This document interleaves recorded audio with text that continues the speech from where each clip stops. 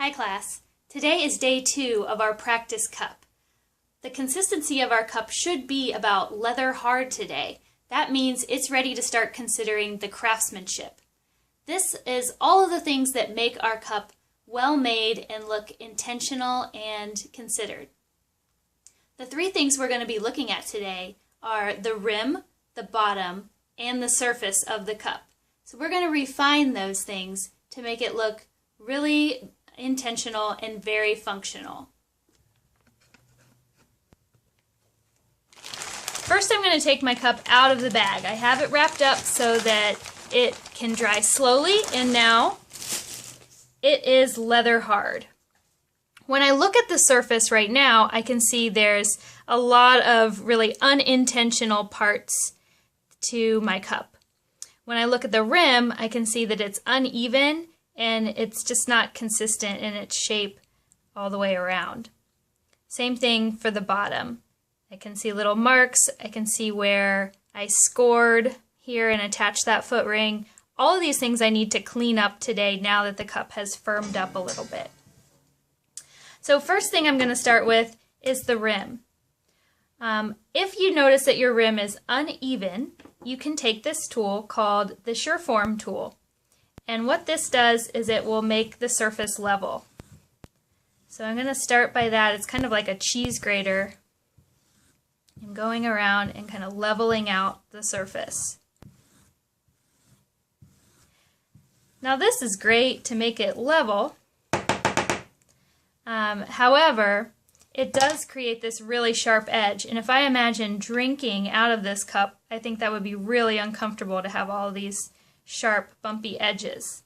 So after that, I'm going to take my finger and I'm going to reshape this. So I'm just kind of carefully pinching along the edge and thinking about what would be the most comfortable form to drink out of, since that's what the function of my cup is. And usually kind of a softer, rounded edge is more comfortable for drinking. I'm just kind of eliminating that right angle that was created by my Sureform.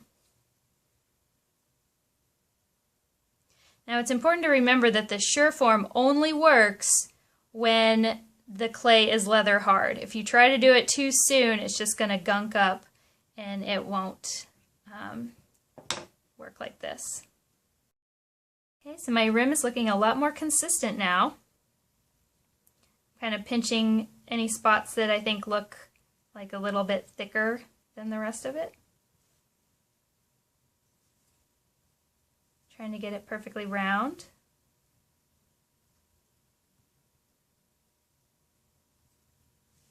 Okay, and I think my rim looks good. Now I want the inside to also be very smooth. This way that when I go to clean my cup, I won't have little divots and crevices that are going to collect whatever food material is in there and then make it impossible to clean out. So I'm just taking my thumb, I think is my best tool right now.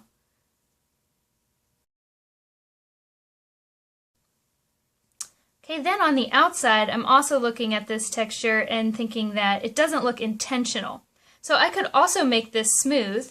Using a tool like the rubber rib might be easy to do to make that surface smooth. So I brace with my non-dominant hand here, in my case my left hand, and then I'm smoothing the outside with the rubber rib.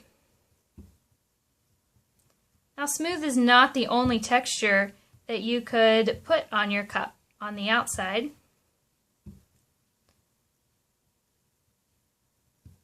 But I find that smoothing it with the rib first really helps get out any sort of weird little bumps, like you can see this lump here. And so it also is making the surface level.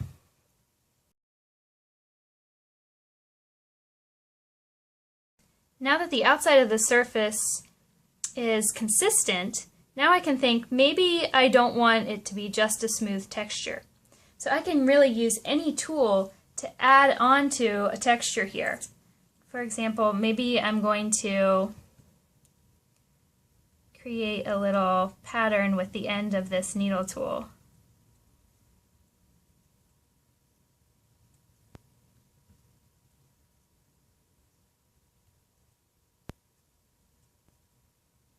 And whatever marks you make in the clay, remember consistency is what you are going for. So I've created this stripe of texture here. Maybe I want to do that in another place as well. Or I could do it over the entire surface. Okay, finally I'm going to start thinking about the bottom. And so I noticed that I had a few little marks where my scoring kind of showed through where I attached my foot ring. I'm looking at this edge right here and seeing that it's not quite consistent. I didn't totally smooth it in, and I do want to see that line. So I'm going to take my mark out tool, it has a rubber tip, and I'm going to go around and try to make that line look really consistent.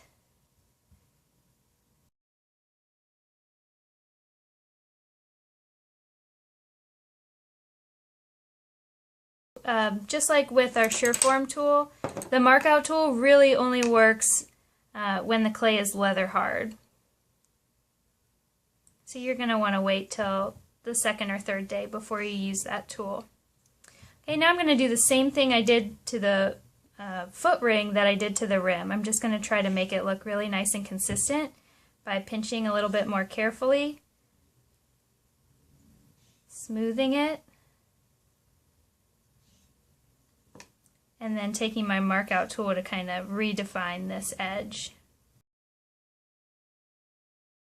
And finally, I just want to make sure that I put my initials on the bottom of this cup, since all of us are making practice cups that are going to look very similar. We do want to make sure we distinguish whose is whose so that you can put these in the kiln and then get yours back, and after we get them back we will practice glazing on them. Okay, so no matter what form you're making, whether it is a bowl or a cup or a plate, you're always thinking about those three things when it comes to craftsmanship: the rim, the surface, and the bottom. All of those sides are equally as important as anything else as far as making a pot. Just like making a sculpture, we view everything in the round.